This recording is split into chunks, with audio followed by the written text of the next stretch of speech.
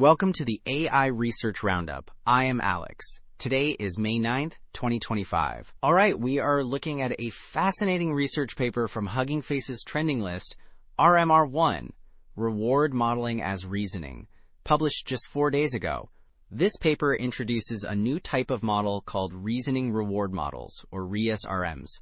The goal is to improve how we align large language models with human preferences through reward modeling, which is a key part of reinforcement learning from human feedback, or RLHF. Essentially, these reasoning reward models are designed to think more deeply, using step-by-step reasoning inspired by chain of thought, or COT, before giving a reward signal. So, to see how these reasoning reward models really make a difference, an illustration in the material shows a user feeling quite down about their job. Two possible responses are presented. One is genuinely supportive, while the other is subtly toxic.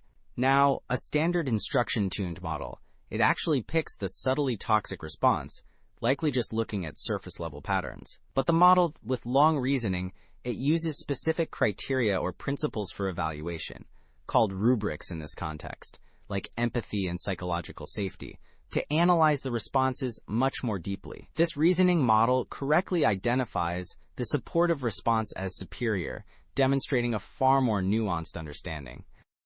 Okay, so this figure lays out how these advanced reasoning reward models, specifically RM-R1, are actually built. It contrasts them with simpler models like scalar reward models, which just give a single score, and generative reward models, or GenRMs, which can choose between two responses. The RM-R1 training has two key stages. First, there is distillation, where a base generative reward model learns initial reasoning by studying high-quality examples, using a method called negative log likelihood loss. Essentially, it learns by being penalized for wrong predictions. Then, reinforcement learning further refines this, helping the model develop even deeper reasoning and use that Chain-of-Rubrics framework, which involves generating and applying specific evaluation criteria, as we discussed earlier. All right. Building on that Chain-of-Rubrics framework, this figure shows the actual system prompt used for the RM-R1 rollout during the reinforcement learning stage. A system prompt is basically the initial set of instructions given to the model.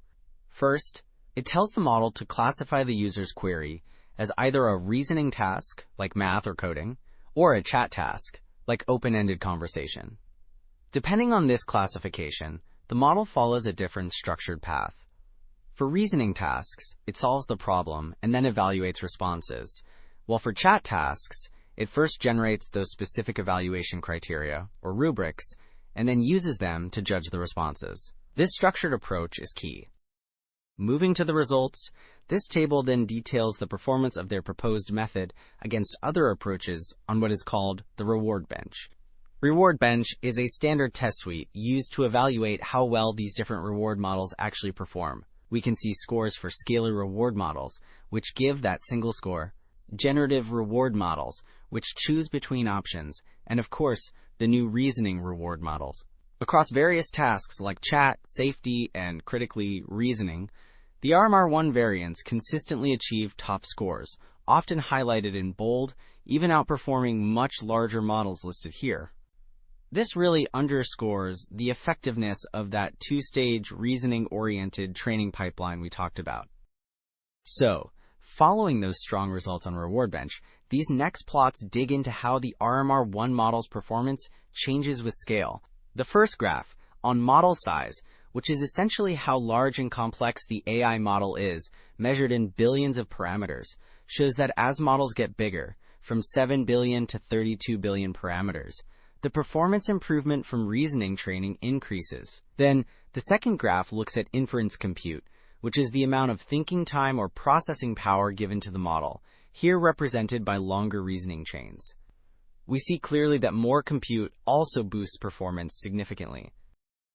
Okay, so after seeing how performance scales with model size and thinking time, this table presents an ablation study, which is a way researchers test which parts of their new system are most crucial by trying out different combinations of its components. It looks at a specific model on Reward Bench. We see the original model, then one with just cold start reinforcement learning, meaning reinforcement learning without that initial helpful distillation stage. Then they add query categorization, or QC, which is that step of classifying tasks we talked about. Finally, the full method, including distillation, reinforcement learning, and query categorization, achieves the best overall score. This really highlights that both the initial distillation and the later query categorization are super important for getting these top results. So, to wrap up our discussion on RM-R1, it is clear that treating reward modeling itself as a reasoning task, rather than just a simple scoring job, brings huge benefits. This approach, especially with that two-stage training pipeline involving distillation and then reinforcement learning from human feedback, or RLHF, which is a method to align language models with what humans prefer by training them based on human-provided feedback, leads to models that are not only more accurate, but also more understandable. The inspiration from Chain of Thought, or GOT, where the model explains its reasoning step by step, is also key to these improvements. Thanks for tuning in to AI Research Roundup.